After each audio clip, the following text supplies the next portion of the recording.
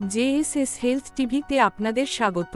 Open pose হল ত্বকের ছোট ছোট লোমকূপ, যা দিয়ে প্রাকৃতিক তেল অর্থাৎ সিবাম ও ঘাম বের হয়।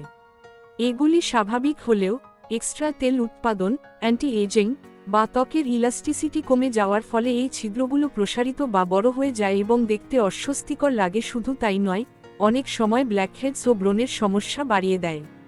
সুতরাং আজকের এপিসোড মুখে ওপেন পোজের কারণ ও চিকিৎসা অর্থাৎ নিরাময়ের উপায় জানিয়েছেন প্রখ্যাত স্কিন স্পেশালিস্ট চিকিৎসক ডক্টর গৌতম ঝা। তাই ভিডিওটি ভীষণ ইনফরমেটিভ, সুতরাং লাস্ট পর্যন্ত দেখতে থাকুন এবং ভিডিওটি ভালো লাগলে অবশ্যই একটি পজিটিভ কমেন্ট করুন। তাহলে দেরি না করে চলুন এবার জানা যাক এর কারণগুলো সম্পর্কে। নাম্বার 1, অতিরিক্ত অয়েল প্রোডাকশন। অয়েলি ত্বকে তেল বা সিবাম বের হওয়ার জন্য গ্রন্থিগুলো বেশি অ্যাক্টিভ থাকে, এর ফলে ছিদ্রগুলো প্রসারিত হয়ে বড় দেখায়।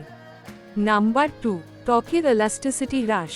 সাধারণত এজ বাড়ার সাথে সাথে ত্বকে কোলাজেনের মাত্রা কমে যায়, ফলে ত্বকের টানটান ভাব কমে যায় এবং ছিদ্রগুলো বড় মনে হয়। নম্বর 3, ব্রণ ও মৃত ডেড কোষ। ত্বকে মৃত কোষ ও ময়লা জমে ছিদ্রগুলো বন্ধ হয়ে যেতে পারে এবং পরবর্তীতে ব্রণ ও বড় গর্তের সৃষ্টি করে। নম্বর 4, হেরিডিটারি কারণেও অনেকের ত্বকের লোমকূপ স্বাভাবিকভাবেই একটু বড় হতে পারে। নম্বর 5, অনেক সময় দেখা যায় অনেকে নিজের স্কিন টাইপ না বুঝে নিম্নমানের কসমেটিক্স দীর্ঘদিন ব্যবহার করেন এবং ঠিক মতো ফেসের যত্ন নেন না, তাদের ওপর সমস্যা হতে পারে। এরপরে জানা যাক এর চিকিৎসার ব্যাপারে।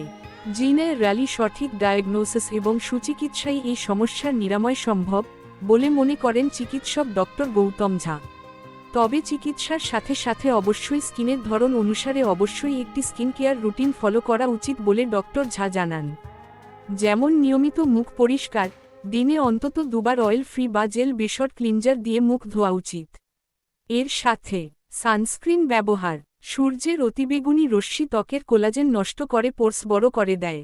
তাই প্রতিদিন ভালো মানের সানস্ক্রিন ব্যবহার করা জরুরি।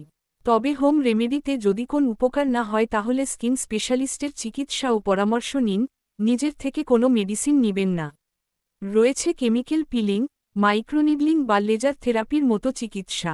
সুতরাং আজ এর পর্যন্ত, শীঘ্রই নতুন ভিডিও নিয়ে আসছি। ভালো থাকুন। নমস্কার।